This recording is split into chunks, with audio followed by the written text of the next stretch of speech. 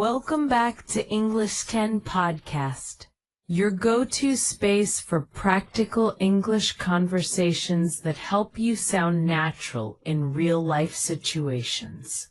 I'm Lisa, and today we're diving into a topic that everyone thinks about, talks about behind closed doors, and sometimes hesitates to discuss openly. Salary.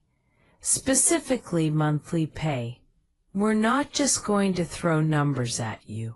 We're going to unpack what salary means in a real-world sense, how it's calculated, what it can cover, and how people approach conversations about it with tact and confidence.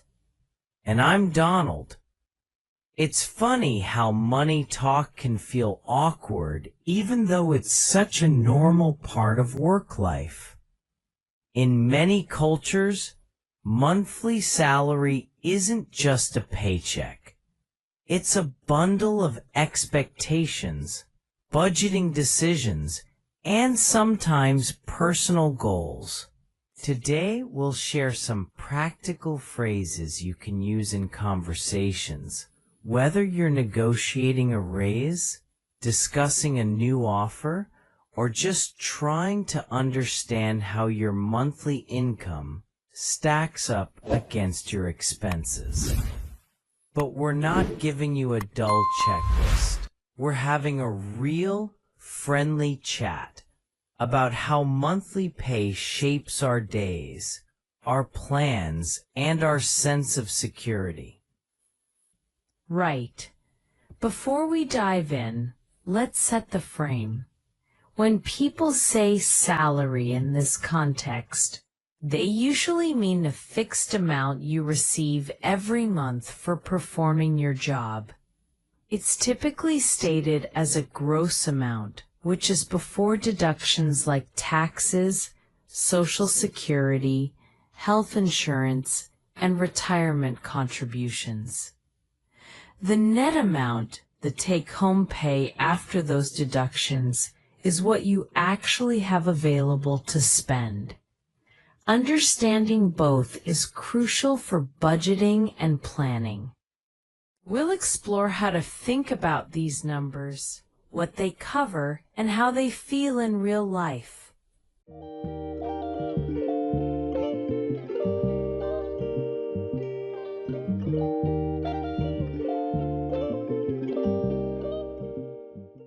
The core discussion: what monthly salary means in practice.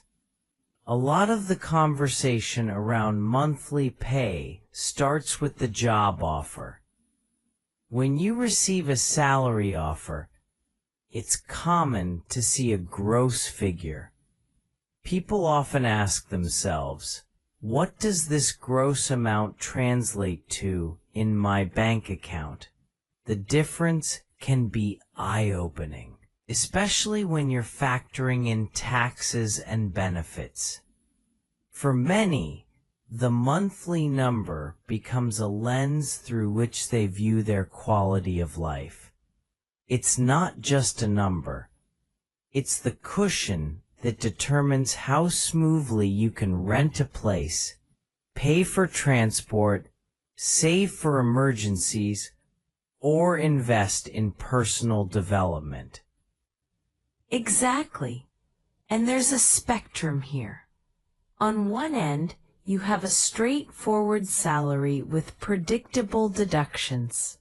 On the other end, you might have a salary plus bonuses, commissions, or stock options, which can blur the line between fixed monthly income and performance-based variability.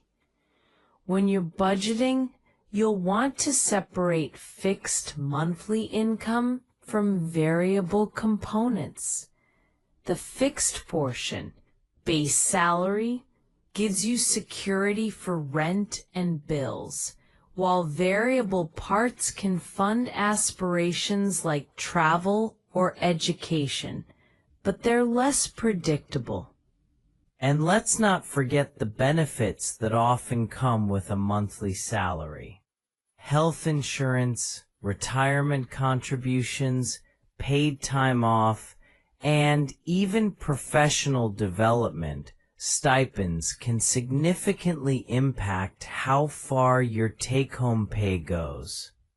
Sometimes those benefits aren't obvious in the number on the contract, but they contribute to your overall financial picture. In a real conversation about salary, it can be helpful to parse out which benefits you value most and how they affect your monthly planning.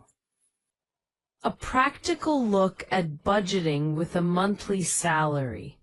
Let's walk through a practical scenario. Suppose your gross monthly salary is $5,000.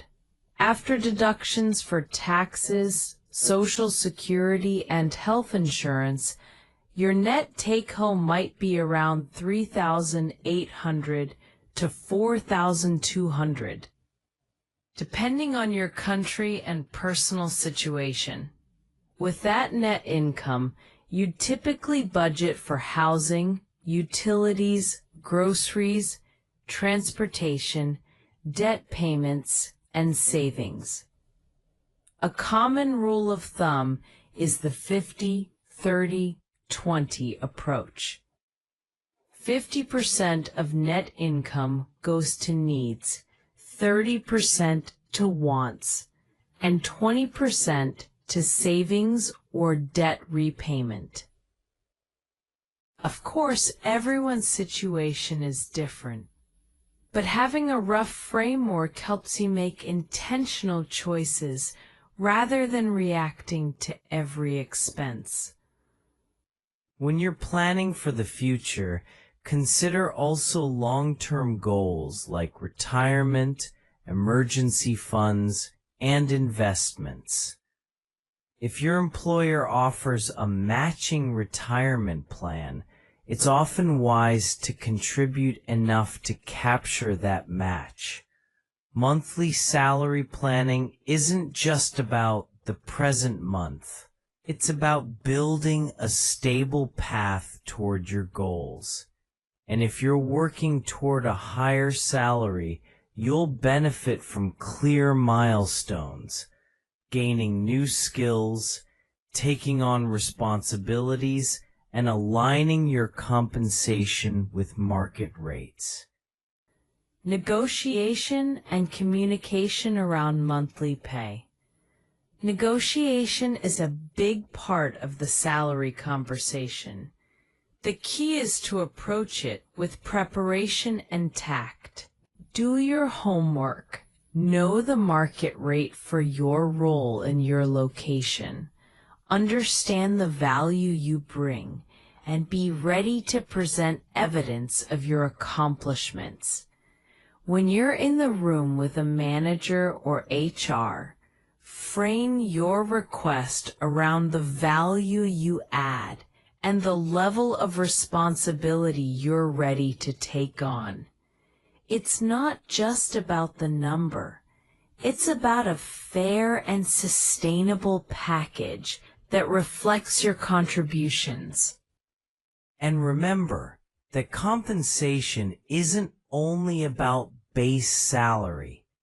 You can negotiate a broader package: relocation support, signing bonuses, flexible work arrangements, additional vacation days, or professional development allowances. If you're switching jobs, you may have some leverage based on your current offer, but be thoughtful about timing and how you present your case. In many cultures, a respectful, data-driven approach yields better outcomes than a pushy or emotional one. Communicating salary expectations in conversations and interviews. When you're discussing salary in interviews, transparency helps both sides. It's often best to provide a range rather than a single figure. with the understanding that your final number will depend on the full compensation package, including benefits and growth opportunities. If asked about current or previous salaries, you can acknowledge the information and pivot to your expectations for the role and market value. Confidence matters, but so does listening. Understand the other person's constraints and be flexible where it makes sense. It's also useful to consider the tone of the discussion. A collaborative, curious tone tends to keep the conversation constructive. You can ask questions like, "What is the typical range for this position in our city?" Or, "How does this role contribute to the team's goals this year?" These questions show you're thinking about alignment and impact, not just compensation.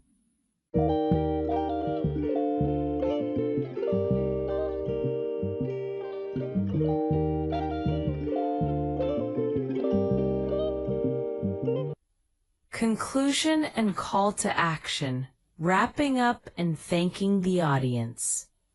As we wrap up, let's circle back to the core idea. Monthly salary is more than a number. It's the foundation of your budgeting, a signal of your professional value, and a canvas on which you can plan your future. Being thoughtful about what you earn each month, what comes in, what goes out, and what you can invest in, helps you live with clarity and intention. Thanks for spending time with us on English 10 Podcast. If you found value in today's discussion about monthly pay and how to talk about salary with confidence, please like, comment, and share. Your feedback helps us tailor future episodes to topics you care about, and we love hearing how these conversations translate into real-life conversations for you. Before we go, a quick reminder to subscribe to English 10 Podcast and turn on notifications so you won't miss our next discussion. You can follow us on social media for extra tips, transcripts, and practice prompts. We're grateful for your support and excited to continue this journey with you. Thank you, everyone. Take care and see you next time on English 10 Podcast.